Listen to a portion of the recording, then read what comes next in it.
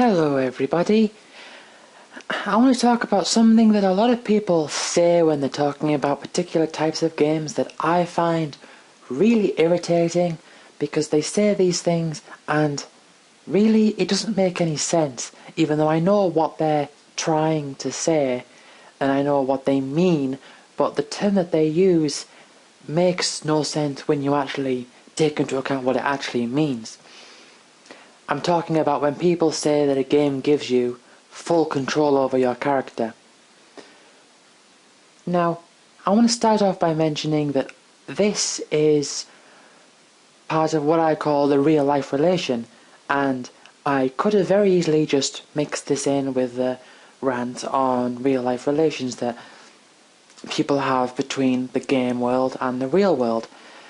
But this specific issue is something that I want to address kind of on its own, so I wanted to make it its own separate rant, because this is something that I see all too often and I feel like I just have to mention it. When people say that a game gives you full control over your character, what do they actually mean? And what does full control actually mean? Is there anything in life that we have full control over? No. And then I suppose you could go into the whole philosophy of, do we have free will? Is everything based on determinism? And if it is based on determinism, then does that diminish what free will, or can they both exist? I mean, if you ask me, and I don't want to strive too far away onto this topic, but I just want to make it clear that what I think about when it comes to determinism, if I can get my words right, determinism and free will, is that I would say that yes, everything is governed by determinism, in that whatever happens is going to happen because everything is down to the physical laws of the universe. Like, it's determined that something will fall based on the law of gravity. It's also determined that someone would act in a certain way because their brain makes them act that certain way. And then you get into the question of, can people choose their choices and all that. But I would also say that even though I believe that it's true that everything is down to determinism, that everything is set in stone, so to speak, of what will happen, I don't think that diminishes free will, at least not entirely, because I would see free will as a separate part of determinism, in that yes, what we do is determined and by the laws of physics, the laws of the universe, but we can still distinguish ourselves something that someone did freely and something that someone did because they were forced to. Like, if someone was force-fed, you can tell that that was against their will. We are still able to see a will, and there is a will there that we can measure. So even though the free will isn't in the literal sense of we can defy the laws of physics and the chemistry that happens in our brains and in our minds, even though that is not true, there is still an element of the world where we can determine something that was a result of someone's brain making someone want to do something, as opposed to the external forces on the person. And I don't think that this diminishes the quality of something being done freely. Of course, I would much rather choose to eat something than to be force-fed, but even though I would say that determinism still applies, I, as a person, still would feel happier choosing things, having the deterministic things happen through my brain, and coming out and being being produced as a part of my will, and as humans, we prefer that. So free will is just a part of determinism that everyone prefers, and it's just something that people like to happen. And the fact that it's determined, as I would say it, the fact that I would say it's determined, I do not think devalues it at all. The same argument can be made of, well, if everything's purely by determinism, then why do we still lock up criminals in prisons? And I would say, for the same reason that if a building was on fire, you'd call the fire brigade to put it out, because it's still better for us to do things other than other things. But before I go off on too much of a tangent, which I may have done already, I want to talk about this whole full control. And when people talk about full control in games, and this relates completely to the real life relation, and if you don't know, or if you can't remember what real life relation is, it's where people can understand something and they grasp something in a game if they can relate it to something that can happen in real life. Something like a weapon that boosts your attack power by 3 points and a different weapon that boosts your attack power by 20%. People don't have that real life relation. They don't really understand what it means for a weapon in real life to be 20% stronger or do 3 points more of damage. But whereas if you say someone in a game, or if you don't agree with this character, they will betray you and you'll have to fight them later on in the game, people link that to how it is in real life, and so they understand that more and they accept it more. And not only that, but they like it more. Maybe not strictly exactly like it more because of that, but it helps people to like something more. I don't think this applies with me, at least not at a conscious level.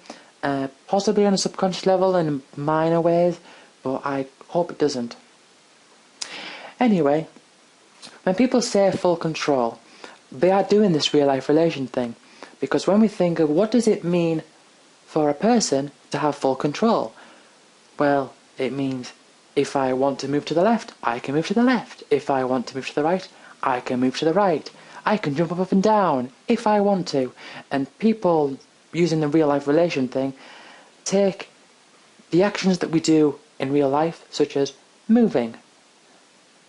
Moving is a big one in this example. Then people's ability to physically move in the game, people will see that as having more control over the character.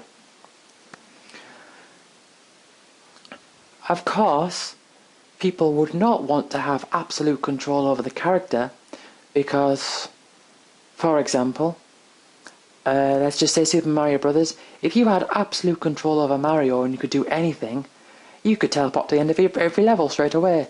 I don't think people are asking to be able to teleport, and I don't think people are asking, in that case, for characters to just, complete their goals just by willing it to happen. After all, if they had full control, if they were truly omnipotent, they could make their character do anything, and the game would be over because you could reach your goals within a second. So people don't actually want full control, but they say full control because they're using this real life relation thing. They're talking about moving, like physically moving around. So this is when people compare mostly like action RPGs or any game that is an action game in some way, because most games are action games really. Most computer games are about being able to do things within certain times and certain speeds and to be able to react to certain things in certain times. So most games are action games.